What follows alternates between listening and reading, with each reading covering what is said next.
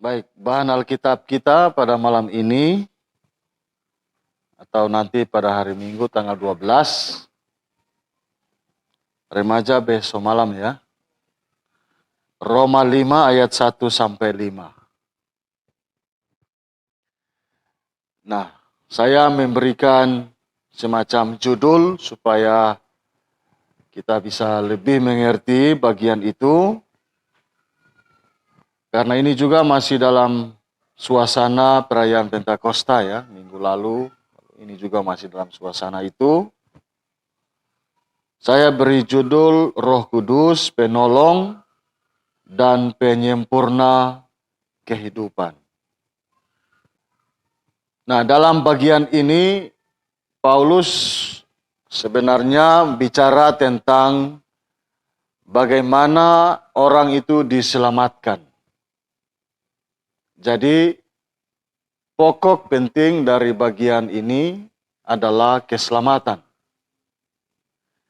Nah, keselamatan itu sebenarnya bukan saja nanti di surga. Bukan saja nanti di akhirat. Keselamatan itu juga adalah sejak kini. Sejak hari ini juga. Ya, jadi tidak saja di seberang sana, di dunia akhirat itu, tetapi juga dari kini, dari sekarang. Kita mengalami keselamatan yang dikaruniakan itu, yang dikaruniakan oleh Allah dalam Yesus Kristus itu, tidak saja nanti, tetapi dari sekarang. Nah, ini menjadi penting karena kadangkala orang berbicara keselamatan itu hanya soal surga nanti. Ada itu lagu sekolah minggu. Di surga nanti pakai baju di atas kepala. Jadi seolah-olah surga tuh nanti ya. Jadi seolah-olah begitu. Tapi sebenarnya keselamatan itu juga dari sekarang harus menjadi fakta hidup kita. Menjadi aktualitas dalam kehidupan kita. Jadi kasih karunia dalam keselamatan yang Yesus berikan secara cuma-cuma, itu mulai saat kita menerima Dia sebagai Tuhan dan Juru Selamat dalam hidup nyata setiap hari. Nah, kehidupan kita itu kan sering jatuh bangun, suka duka, senang, sengsara. Nah, karena itu keselamatan yang kita pahami bukan saja nanti, tetapi dari sekarang itu juga ada dalam jatuh bangun hidup kita. Sengsara, senang, sedih, gembira ya dalam hidup ini. Di situ keselamatan menjadi bagian nyata kehidupan kita. Nah, bagaimana kita mau menghayati bahwa kita ini sebagai orang-orang yang diselamatkan di dalam dua fakta hidup yang berbeda tadi. Jadi keselamatan juga ada dalam kesengsaraan. Ada dalam jatuh kita. Ada dalam sedih kita. Ada dalam kegagalan kita. Kira-kira begitu. Jadi tidak saja selamat itu dalam arti tertawa, bahagia, gembira, berhasil. Ya. Tapi juga ada dalam satu fakta dari hidup kita yang berlawanan dengan gembira itu. Berlawanan dengan kebahagiaan itu. Termasuk penderitaan-penderitaan kita. Nah, model keselamatan yang semacam ini yang Paulus sebutkan sebagai hadiah yang cuma-cuma itu. Jadi kita yang percaya kepada Kristus sebagai Juru Selamat, dalam fakta hidup apapun kita selamat itu. Sedih duka kita, jatuh, gagal kita. Jadi karya selamat yang kita terima dari Yesus itu tidak hilang, tidak mati atau tidak pudar kalau kita sedang dalam kesedihan, dalam kejatuhan, dalam kegagalan itu. Selalu ada itu. Bagian dari selamat yang diberikan oleh Tuhan Yesus. Nah, karya selamat seperti ini atau bentuk keselamatan yang semacam ini yang Paulus kabarkan, sampaikan kepada semua orang, terutama di jemaat Roma ini. Nah, di dalam pengembaraan kehidupan beriman Rasul Paulus itu identik atau sama dengan Martin Luther, seorang tokoh dalam kekristenan yang melahirkan gereja Protestan itu, gerakan reformasi itu. Luther dalam pengembaraannya itu memang dia mau mencari keselamatan. Jadi dia itu berusaha seperti Paulus itu, taat kepada aturan dan hukum, yang melakukan hukum secara ketat. Tapi seperti Paulus, Martin Luther juga mengatakan dia tidak mendapatkan keselamatan itu. Nah, karena itu penekanan Rasul Paulus dalam kitab Roma itu juga yang dikutip oleh Martin Luther. Roma pasal 1 ayat 17. Sebab di dalamnya nyata kebenaran Allah yang bertolak dari iman dan memimpin kepada iman. Seperti ada tertulis, orang benar akan hidup oleh iman. Jadi yang dipikirkan oleh Paulus, kebenaran atau keselamatan itu, tidak dengan cara melakukan hukum Taurat, tidak dengan cara taat kepada ketentuan-ketentuan dalam aturan agama. Itu juga yang disimpulkan oleh Martin Luther. Jadi setelah dia mentaati sejumlah aturan gereja pada waktu itu, dia dalam jiwanya merasa masih kurang. Saya tidak mungkin selamat dengan melakukan ini. Nah, karena itu Martin Luther mengajak gereja untuk sola fide. Hanya oleh iman kita diselamatkan itu.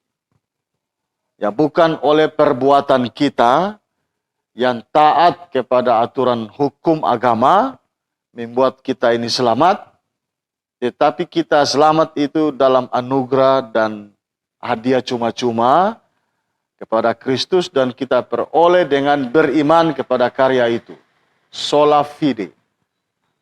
Bagaimana kita bisa hidup dalam iman? Hanya oleh iman, sola fide, maka kita membaca kesaksian itu dalam Alkitab, sola scriptura.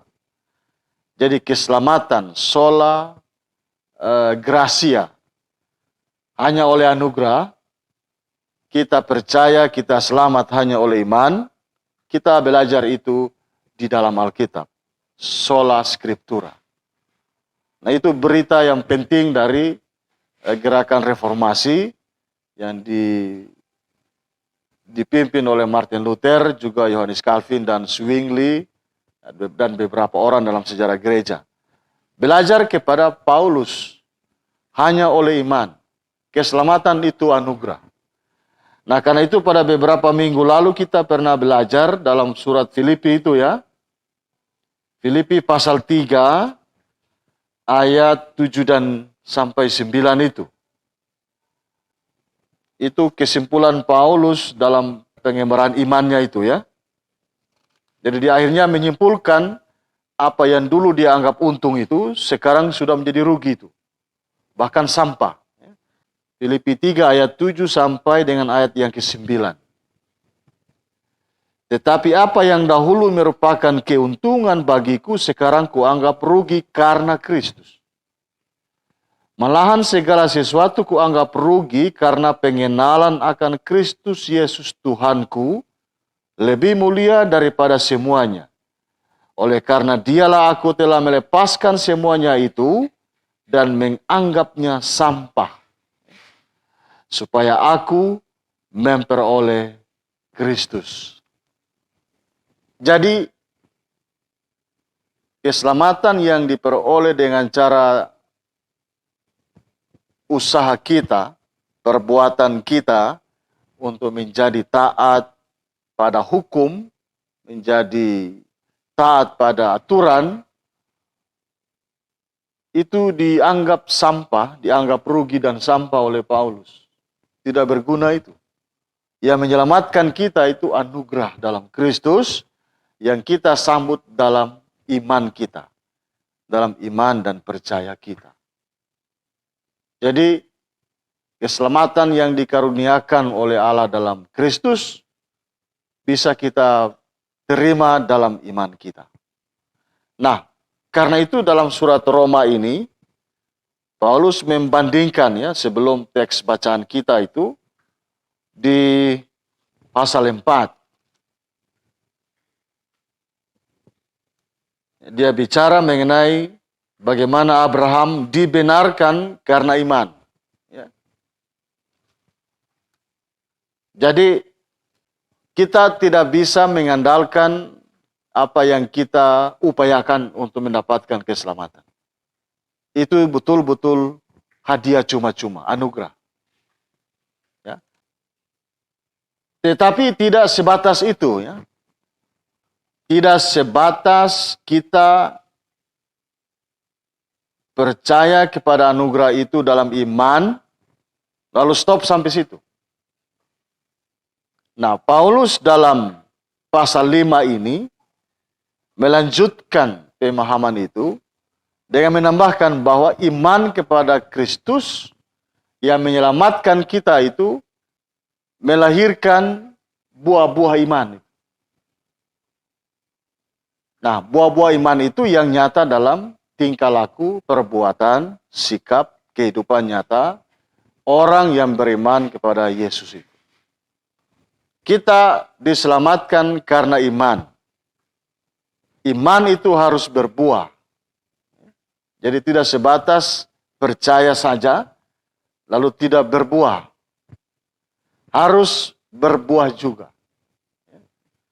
Nah, dalam kerangka kita membuahkan iman kita itu, Paulus mengatakan dalam ayat 1, kita hidup dalam damai sejahtera dengan Allah. Itu salah satu buah dari iman kepada Kristus yang menyelamatkan itu. Relasi kita dengan Tuhan adalah relasi yang penuh damai, sejahtera. Jadi dengan Tuhan tidak ada lagi hal-hal di luar damai sejahtera itu.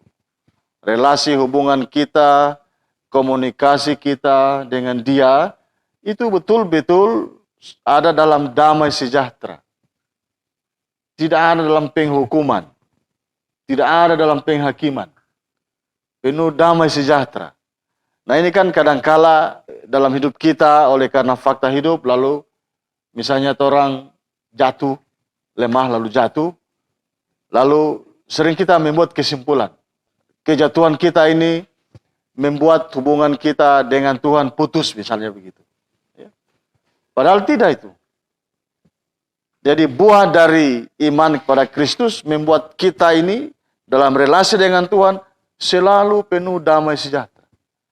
Hanya orang saja yang merasa seolah-olah karena kesalahan kita, kelemahan kita, ya, lalu membuat kita merasa jauh dari Tuhan. Kita tidak damai lagi dengan Tuhan. Nah ini buah pertama yang ditulis dalam ayat 1. Buah yang kedua itu, ini kita seolah-olah dapat tiket untuk masuk ke dalam kehidupan yang penuh dengan pengharapan menerima kemuliaan dari Allah. Suasana yang penuh kasih karunia itu, suasana surga itu adalah buah dari iman kita kepada Kristus. Kita dapat menikmati suasana surga itu karena ada orang yang dekat dengan Allah yang menuntun kita masuk ke dalam suasana yang penuh dengan kasih karunia itu. Ya, di ayat 2 itu. Dan itulah Yesus yang membawa kita. Jadi kita juga beroleh jalan masuk oleh iman kepada kasih karunia ini. Kepada keselamatan ini. Itu buah yang kedua. Sedangkan buah yang ketiga itu, kita selalu dalam sukacita juga di dalam penderitaan kita. Jadi bersukacita bukan saja dalam kondisi hidup tanpa pergumulan, tetapi bersukacita juga dalam kondisi hidup yang penuh pergumulan, dalam penderitaan kita. Jadi itu adalah sebuah kemenangan. Kalau kita merasa bersukacita dalam pergumulan, itulah sebuah pengalaman kemenangan, dan kemenangan yang kita dapatkan dalam sukacita menghadapi penderitaan itu adalah sebuah bentuk pengharapan yang ada dalam diri kita sehingga mampu mengatasi penderitaan itu. Jadi kalau orang yang penuh sukacita menghadapi pergumulan hidupnya, tidak putus asa, tidak pernah kecewa, tidak pernah mempersalahkan orang lain, itu kemenangan. Dan dalam kemenangan itu, dia menghasilkan pengharapan. Pengharapan yang dia peroleh itu mengatasi penderitaan yang dia alami itu. Dan bukan hanya itu saja, ayat 3 ya. Kita malah bermegah juga dalam kesengsaraan kita. Jadi iman, jadi buah iman pada Yesus Kristus itu juga membuat kita bisa bermegah dalam kesengsaraan. Karena dalam kesengsaraan itu menimbulkan ketekunan. Ketekunan menimbulkan tahan uji. Dan tahan uji menimbulkan pengharapan. Dan pengharapan yang kita peroleh di tengah-tengah pergumulan hidup kita itu, penderitaan yang kita alami itu, pengharapan yang tidak mengecewakan. Dan menurut Rasul Paulus, pengharapan yang tidak mengecewakan itulah karya dari Roh Kudus. Ya, ayat 5. Dan pengharapan tidak mengecewakan karena kasih Allah telah dicurahkan dalam hati kita oleh Roh Kudus yang telah dikaruniakan kepada kita. Nah, jadi itu adalah salah satu bentuk nyata dari kuasa Roh Kudus yang sudah kita terima dalam kehidupan kita ini. Dia menjadi penolong bagi kita untuk menumbuhkan iman kepada Yesus yang selalu memupuk relasi kita dengan Tuhan yang penuh dengan damai sejahtera, yang tetap kita masuk dalam kasih karunia itu karena Kristus, dan juga tetap dalam sukacita walau menderita. Nah, karena itu dia juga menyempurnakan kehidupan kita. Ya, jadi supaya kita ini dalam menjalani kehidupan yang dua macam itu, senang, susah, sedih, tawa, itulah warna hidup kita. Kita bisa menjalani dua fakta hidup itu, Roh Kudus yang menjadi penolong bagi kita. Dia yang menyempurnakan kita, sehingga kita bisa menjalani dua fakta hidup itu. Yang seperti satu mata uang. Ya. Seperti satu mata uang, tidak bisa dipisahkan, itulah hidup kita. Senang dan susah, itulah hidup kita. Jadi kadang-kala kan setelah orang susah, derita, bergumul kan mempersalahkan sesuatu ya. Apalagi juga mempersalahkan Tuhan. Nah, teks ini mengingatkan kita. Roh Kudus ada, dia menjadi penolong kita dan penyempurna hidup kita untuk menjalani perjalanan hidup yang dua macam itu. Ya. Jadi tidak bisa kita sangkal, ada derita, ada pergumulan, ada kejatuhan, ada kegagalan. Tapi Roh Kudus selalu ada di situ. Dan itu jangan kecewa menghadapi fakta hidup yang tidak menyenangkan itu. Ya. Nah, itulah buah-buah dari keselamatan yang kita terima dari sekarang ini. Jadi menurut saya ini menjadi penting bagi setiap kita yang beriman kepada Kristus, yang selamat karena karya dan hadiah daripadanya. Jadi pergumulan-pergumulan, beban-beban hidup kita itu tidak menghilangkan status kita sebagai orang yang diselamatkan. Status kita tetap menjadi orang yang diselamatkan. Nah, karena itu kita selalu diberi kesadaran oleh Roh Kudus. Dia menjadi penolong bagi kita. Untuk tetap melihat karya selamat ini menjadi bagian hidup saya, walau sekarang saya mengalami bermacam-macam pergumulan. Sering kita sakit. Macam-macam lah pergumulan dalam dunia yang nyata ini kan. Nah, inilah peranan Roh Kudus yang penting yang perlu kita hayati. Nah, bagaimana hal ini bisa kita terjemahkan bagi remaja dan sekolah minggu? Yang pertama bagi remaja.